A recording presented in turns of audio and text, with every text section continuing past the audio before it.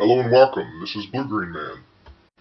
The topic of this video is ideology in the West. More specifically, the dichotomy between capitalism and socialism, which is kind of a strange thing.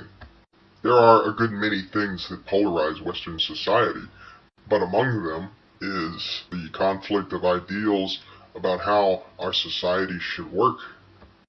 In the United States, it seems like the topic that takes the forefront is redistribution of wealth.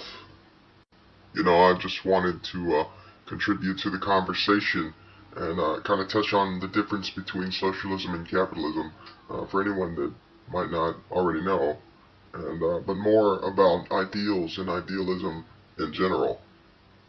Now, the first thing I wanted to point out is that the words socialism and capitalism, and really any ism, they're kind of tricky because basically when somebody's talking about capitalism or socialism, what it means can be very different than what somebody else means when they say the word. So it is whatever it means at the time, but everyone pretty well understands that there's a difference. But the definition can change. Now, I'm sure somewhere somebody's got an official, description, but it doesn't matter. Whatever it turns out to be in the real world, in practice, is basically what it is, regardless of what it all said on paper.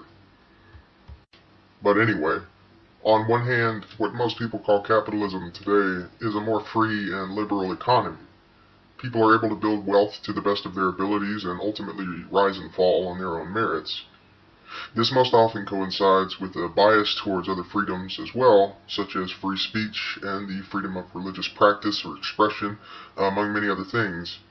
And often people who support the ideals of a free market favor low taxation as well, so it's kind of a freedom thing. On the other hand, there are those who believe that wealth should be, spread around in some way or other, whether it's universal basic income or free health care from the government, and stuff like that. And I've heard people talking about the workforce controlling the means of production and stuff like that, and honestly, I don't know all about it, but basically it's a conflict of ideals, and I just kind of wanted to shed some light on the controversy, I mean, to the best of my abilities. So basically, most of us believe that things should work more along the lines of what is ideal, but ideally, that would be great. The problem inherent is that what is ideal is really anybody's fucking guess, and it's far worse that the usual method of getting people to conform to whatever societal ideals is to enforce it by way of law and punishment and stuff like that. So it's like what it boils down to is whoever has the power to make people do what they think is ideal can make them do it. So whether these ideals are about what people should or shouldn't do, or what people should and shouldn't have, the usual solution involves forcing people to go along with it, but it's the central government that really has the power to enforce it.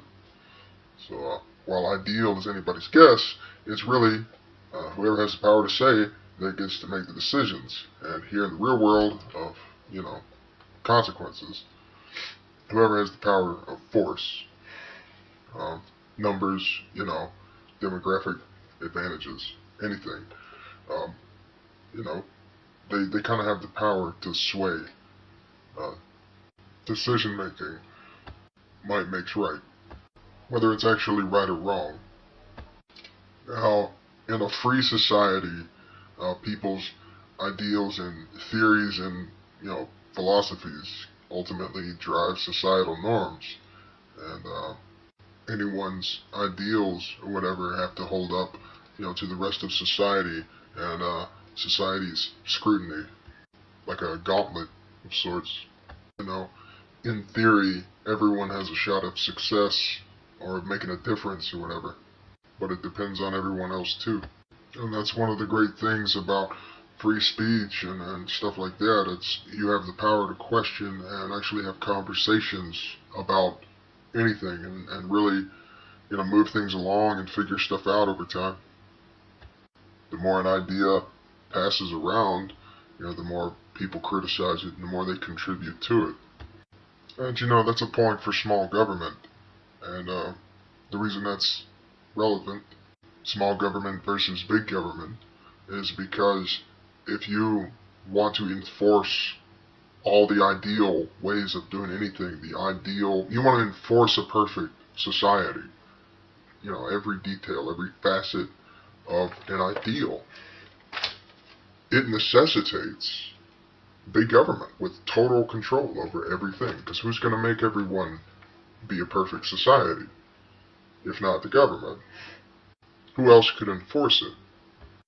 Because we wouldn't do it ourselves, obviously. But if you give too much control to the law and the relatively few people that we call the government, they can enforce and impose any ideals that they want, any standard, anything, any command, without necessarily having to test those ideals or anything against everyone else's sort of collective logic. And speaking of collective logic, or collective anything, let's talk about collectivism and the collective. Collectivist ideals are typically associated with Marxism and socialism and the like, but in reality, we are a collective. A society is a collective, whether you like it or not. The idea of any cohesive group of people by any name, whether it's family or community or nation or whatever, is essentially the idea of a collective. Okay, so collectivist ideals, which are heavily stigmatized, are ideals about the way a collective should function, and we've all got them. And again, what is ideal is really anyone's guess, unless you can prove it. Or rather, perfect is perfect, but nobody really knows what perfect is. I guess, maybe. Or if they do, the rest of us couldn't really be sure unless you could actually prove it. But how would you prove it? And it wouldn't be logical to assume that anyone is just right without having to prove it to everyone else. And it's not that there are no good ideals, and it's not that there isn't a right way to do things.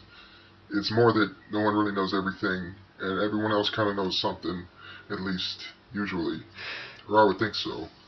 So if ideals can just be forced onto people, and nobody can do anything about it, it just seems like the basic odds have it that somehow or other it's a fuck-up. A lot of people could think of a problem with any law or standard or ideal, whatever, and collectively, people could find a lot of problems with them. But if there's nothing that they can really do about it, and the people who can don't care what everyone else thinks, it seems problematic.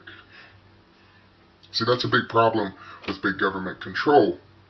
And if there are people who are determined to shove their ideals down people's throats, then it's not surprising at all that they would want their government to enforce them, their ideals.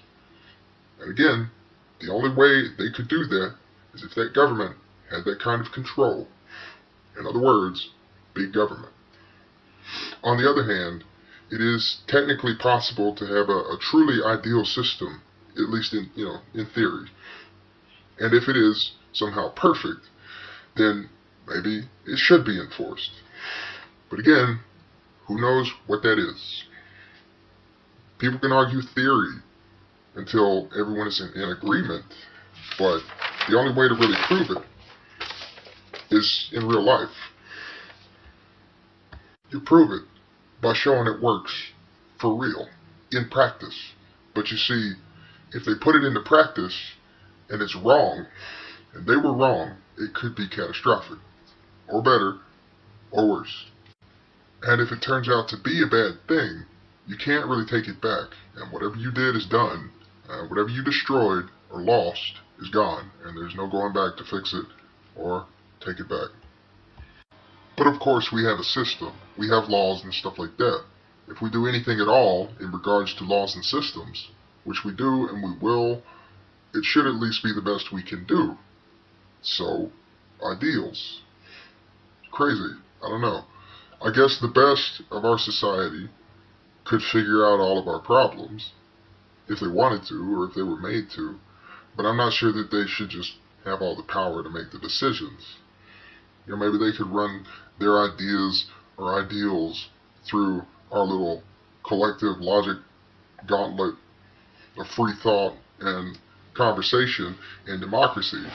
But it doesn't mean that we would necessarily listen to them, to be honest.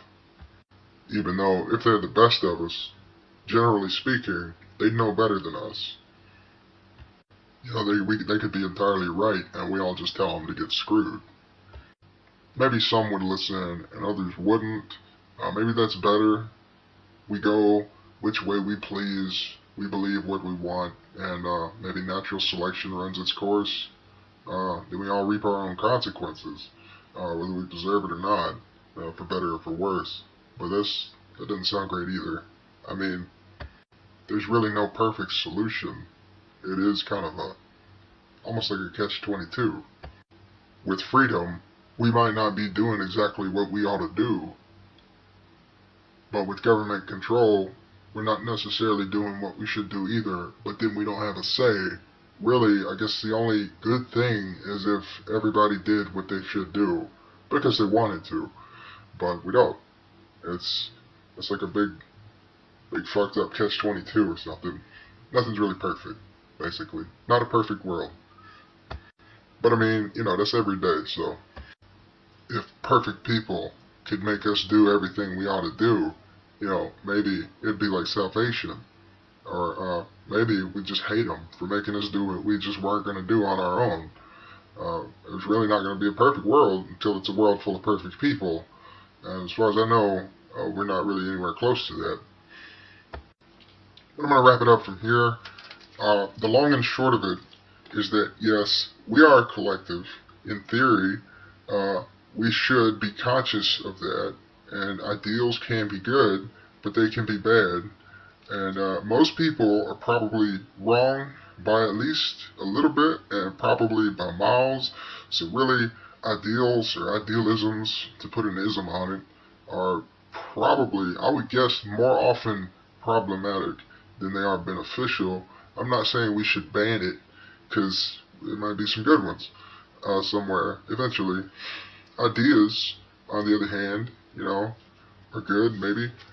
We could all throw some shit out there and see who thinks it's a good idea, or who can add to it, or take away from it, or tell everybody it's a bad idea. Which is what we do in America, because we're free to. And I guess another thing was, it's safer to trust a small government with restricted powers from the perspective of, the rest of us, we the people, we the collective, and the nation, the actual fucking country, which is us. Because if for no other reason, with government control, total government control, even if it started as a good thing, some asshole would make it a bad thing somehow, one day, at some point. And really, what's better for the collective than for all the people in the collective to have rights and liberties, basic human rights, and a better economy, and a better standard of living, and even a say in various matters. And what better way to figure out what is right and what is ideal one day than for us to at least have the freedom to talk about it and question things and agree and disagree with whatever we do, disagree or agree with. Or at least that sounds like the collective I'd rather be a part of anyway. If anyone can make it better, that's great, that's fantastic. They can name it whatever they want. But nobody can really expect anyone to just believe them, because they say so. Anyway, I'm dragging it out at this point. So that's basically it for now. Thanks for watching, etc., etc. I have a Twitter and a Patreon, and if you want more, come back for more. Thanks.